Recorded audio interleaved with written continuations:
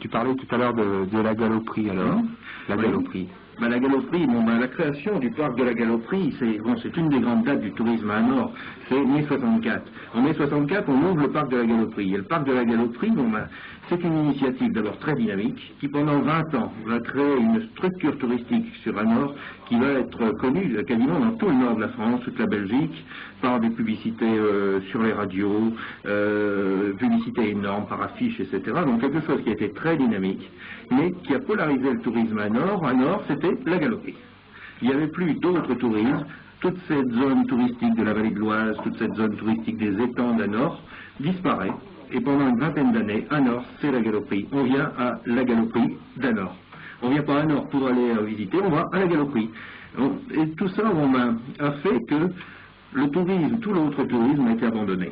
On a oublié qu'on possédait des étangs, des bois, on a oublié qu'on possédait des richesses, des vallées, pas mal d'atouts au niveau touristique, on a tout oublié, et il restait la Galoperie. Il y a quand même l'avenir, c'est le tourisme vert. Oui, et là, bien sûr, maintenant, ce qui s'est passé, et le syndicat Initiative d'Anor s'est trouvé confronté à cette situation, fermeture de la Galoperie. Fermeture de la Galoperie l'année passée, la Galoperie est fermée, et d'un seul coup, il n'y a plus rien. Or, pas tout à fait quand même.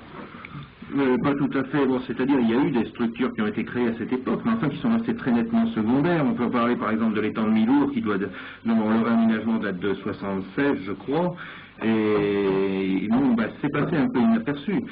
Et tout est à refaire pour faire redécouvrir. Les structures touristiques n'existent plus. Il faut voir que dans